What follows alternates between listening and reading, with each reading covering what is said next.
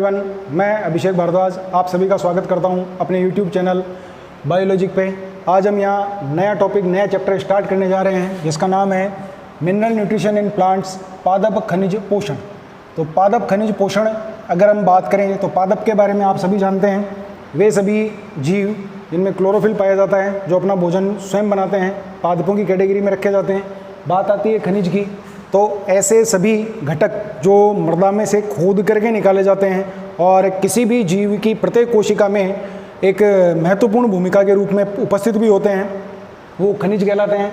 बात आती है पोषण की, तो पोषण आपको पता होना चाहिए कि प्रत्येक जीव का एक प्रमुख लक्षण होता है पोषण, जिसके थ्रू वो अपने जीवन की समस्त दैनिक क्रियाएं पूरी करता है। अर्थात ऐसी प्रोसेस जिसमें वो बाहर से विभिन्न प्रकार के पदार्थों को ग्रहण कर अपने जीवन काल के दौरान होने वाली समस्त क्रियाओं को पूरा करता है, अपनी जो दैनिक आवश्यकताएं उनकी पूर्ति करता है, जिससे ऊर्जा प्राप्त करता है, वो पोषण कहलाता है। अब उनकी जो पोषण प्राप्त करने की जो रीति है, यानी कि जो मेथड है या जो मोड है, उनका मोड ऑफ न्यूट्रिशन है, उसके आधार पर जीवों को मूल रूप से दो भागों में बांटा गया है। Number 1 autotrophs, number 2 heterotrophs. Autotrophs के बारे में आप सभी जानते हैं, इनको हम हिंदी में स्वपोषी कह सकते हैं। अर्थात वे समस्त जीव जो अपना भोजन स्वयं बनाते हैं, अर्थात प्रत्यक्ष या अप्रत्यक्ष रूप से किसी भी दूसरे जीव पर डिपेंडेंट नहीं होते हैं, वो स्वपोषी कहलाते हैं। एग्जाम्पल शैवाल से लेकर के बड़े बड़े वृक्ष, इसके अलावा विभिन्न प्रकार के जो प्रकाश संश्लेषी बैक्टीरिया हैं वो, या रसायन संश्लेषी बैक्टीरिया हैं वो सभी स्वपोषी के अंतर्गत रखे गए हैं। हेटेरोट्रॉफ्स या परपोषी के अंतर्गत वो सभी जीव जो अपना भोजन डायरेक्टली या इनडायरेक्टली किसी न किसी स्वरूप में दूसरे जीवों के थ्रू प्राप्त करते हैं। वो परजीवी भी हो सकते हैं, मृतोपजीवी भी हो सकते हैं, उनको हम परपोषी या विषमपोषी भी कह सकते हैं। जैसे कि कवक हुआ या अन्य प्रकार के जो परजीवी या मनुष्य भी इसमें शामिल है। इन सब चीज़ों को अगर हम कहें तो वो होता है पोषण। अब बात आती है पादप खनिज पोषण की, तो इसका तात्पर्य सीधा सीधा ये है कि यहाँ से दो सीधे सीधे नाम आते हैं वैज्ञानिकों के, एक डी शॉसर और उसके बाद में वॉन साइट।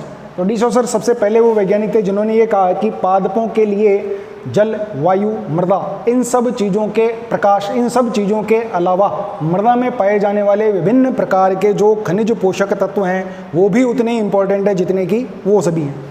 इसके बारे में इसको प्रूफ करने के लिए वॉन सैच वैज्ञानिक ने बहुत सारे प्रयोग किए।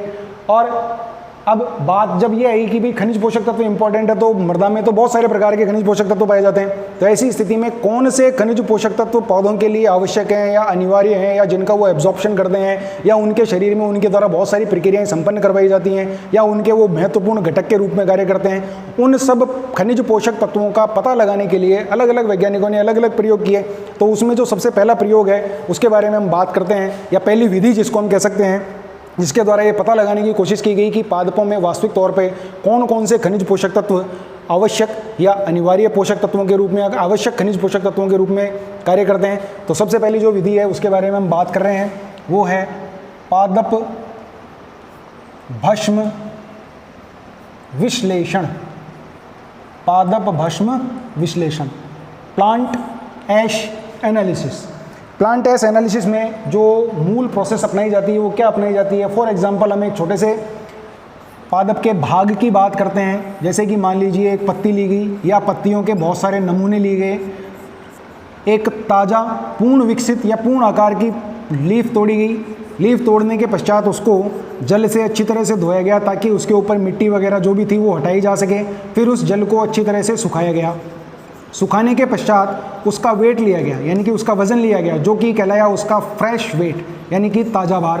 ताज़ा भार लेने के पश्चात उसको ओवन में रखा गया नियर बाई 70 डिग्री सेल्सियस लंबे टाइम तक, यानी कि लगभग 10 to 12 आवर्स तक लगातार ओवन में रखने के पश्चात उसमें उपस्थित जितना भी जो जल था वो वहाँ से वाष्पीकृत होकर के, यानी कि वाष्प के रूप में उड़ गया, और जो पत्ती है वो पूरी तरह से सूख गई। सूखी हुई पत्ती का दोबारा भार लिया गया, वो उस पत्ती का कहलाया शुष्क भार। क्या कहलाया? शुष्क भार। अब इस शुष्क भार में क्या था? जीव द्रव्य में उपस्थित विभिन्न प्रकार के खनिज पोषक तत्व थे और इसके अलावा विभिन्न प्रकार के कार्बनिक घटक थे, जैसे कि उसकी कोशिका भित्ति सेलुलोज, पेक्टिन, लिग्निन, सुबेरिन, इन चीज़ों से मिलकर बनी हुई। और जीव द्रव्य में विभिन्न प्रकार के घटक जैसे कि carbohydrate, protein, lipid, amino acids वगैरह और विभिन्न प्रकार के एंजाइम, ये सभी पाए जाते थे। अब इस सूखी हुई पत्ती या सूखी हुई पत्तियों के जो नमूने थे जिनका हमने शुष्क भार लिया, उनको हाई टेम्परेचर यानी कि maximum temperature near by 5000 degree Celsius से लेकर के 6000 डिग्री सेल्सियस तक उनको गर्म किया। गर्म किया मतलब एक तरह से जलाया गया। जब उनको जलाया गया तो उसमें उपस्थित जितने भी कार्बनिक घटक थे, सेलुलोज था, पेक्टिन था, लिग्निन था, सुबेरिन था या कोशिका भित्ति के जो घटक थे, वो सभी कार्बन डाइऑक्साइड के रूप में, मीथेन के रूप में, अन्य स्वरूपों में गैस के रूप में उड़ गए।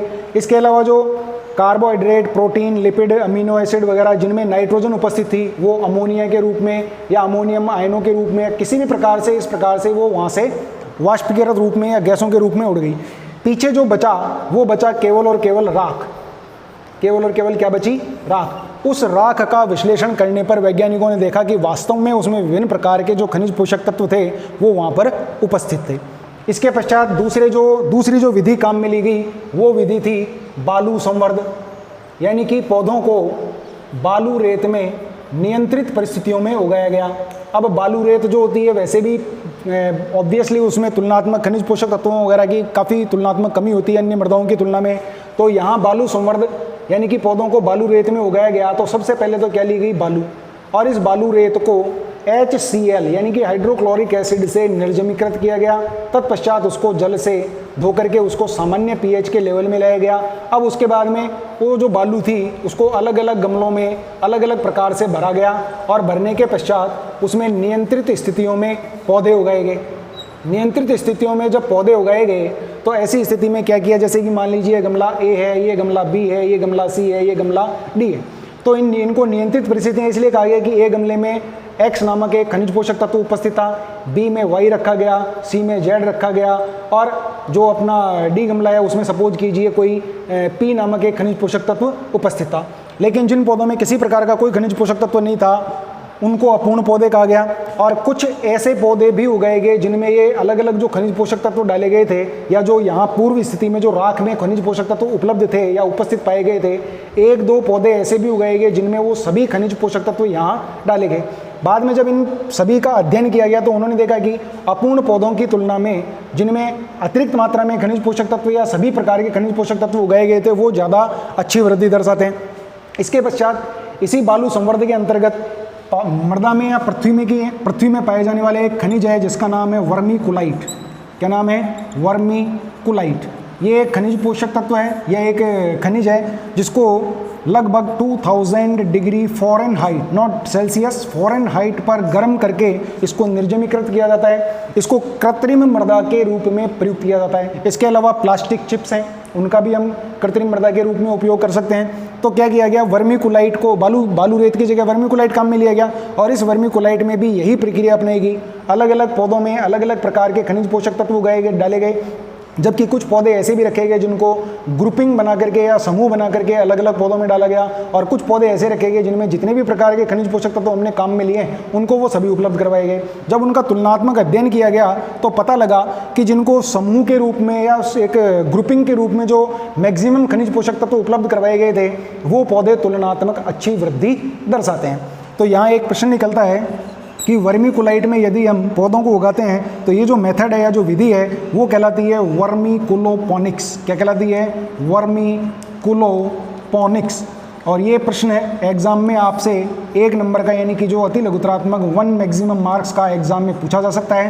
पारिभाषिक तौर पे आपको 1 नंबर का प्रश्न मिल सकता है। वर्मीकुलोपोनिक्स से क्या तात्पर्य है तो आप बताएंगे पृथ्वी में पाए जाने वाले वर्मीकुलाइट नामक खनिज पोषक तत्व को 2000 डिग्री फ़ारेनहाइट पर गर्म करके कृत्रिम मृदा के रूप में यदि उसको यदि उसमें पौधे उगाने की प्रक्रिया संपन्न करी जाती है तो वो जो प्रोसेस है वो कहलाती है वर्मीकुलोपोनिक्स।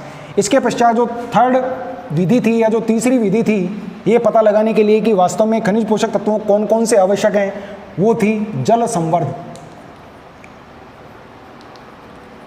जल संवर्ध का सीधा सीधा तात्पर्य है कि यहाँ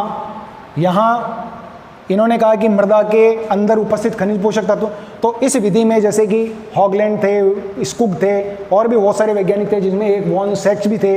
इन्होंने ये कहा कि पौधों को केवल जल में भी उगाया जा सकता है, यानी कि मृदा विहीन परिस्थितियों में भी उगाया जा सकता है। तो इसके लिए इन्होंने क्या किया कि एक बोतल लाइक स्ट्रक्चर का एक उपकरण तैयार किया जिसमें कॉर्क लगाया गया, एक बाहर से एक एयरेशन के लिए एक नली लगाई गई जिसमें पौधे को डाला गया। पौधे की जो जड़ें थी वो इस प्रकार से जल में डूबी रहती थी और इस प्रकार की एक व्यवस्था की गई जिसमें ये जल, ये बाहर से वायु का प्रवाह और ये आपका पादप है जिसकी जड़ें जो हैं वो जल में सीधी तैरती हुई अवस्था में देखी जाती हैं।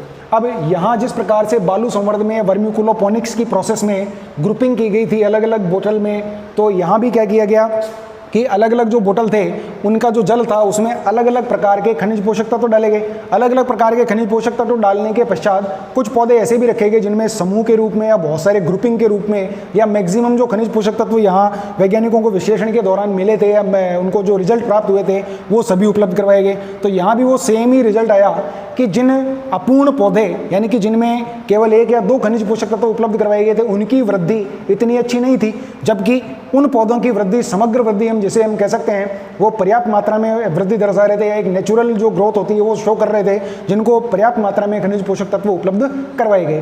तो बालू, रेत या किसी भी प्रकार की मृदा के बिना जल में खनिज पोषक तत्व उपलब्ध करवाते हुए और वायु या ऑक्सीजन की उपलब्धता के लिए बाहर से वायु का प्रवेश करवा करके इस प्रकार की व्यवस्था अगर हम पौधों को उगाने के लिए काम में लेते हैं तो ये विधि जो है वो जल संवर्धन कहलाती है, जिसके लिए एक पर्टिकुलर शब्द काम में लिया जाता है, वो लिया जाता है हाइड्रोपोनिक्स। क्या कहते हैं इसको? हाइड्रोपोनिक्स, जल संवर्धन। ये भी बोर्ड एग्जाम के अकॉर्डिंग 1 नंबर का प्रश्न बहुत बार आया हुआ है। एनसीईआरटी के अकॉर्डिंग भी एनसीईआरटी में भी कई बार पूछा गया है और राजस्थान बोर्ड में भी ये आने के इसके पूरे चांसेज हैं। तो जो हाइड्रोपोनिक्स और वर्मीकुलोपोनिक्स, यहाँ से आपको 1-1 नंबर के 2 प्रश्न मिल सकते हैं बोर्ड एग्जाम्स में। तो यहाँ इन विधियों के द्वारा एक्चुअल में पता लगाया है कि वास्तव में कौन से खनिज पोषक तत्व पौधों के लिए अनिवार्य हैं, कौन से खनिज पोषक तत्व पौधों के लिए अनिवार्य नहीं है, या कौन से खनिज पोषक तत्व पौधों के द्वारा मृदा से अवशोषित किए जाते हैं। इन सब का पता लगाने के पश्चात उनकी मात्रा के आधार पर, यानी कि कौन सा खनिज पोषक तत्व कौन पादप के द्वारा अधिक मात्रा में अवशोषित किया जाता है, कौन सा कम मात्रा में अवशोषित किया जाता है, इसके आधार पर उनका वर्गीकरण किया गया, जिसके बारे में हम अगले वीडियो में बात करेंगे। तो बने रहिए मेरे साथ बायोलॉजिक पे। तो अगले वीडियो में हम बात करेंगे खनिज पोषक तत्वों के प्रकार और उनके उपयोग या उनकी महत्व के बारे में कि वो किस प्रकार से पौधों की वृद्धि को प्रभावित करते हैं। तो देखते रहिए। Thank you.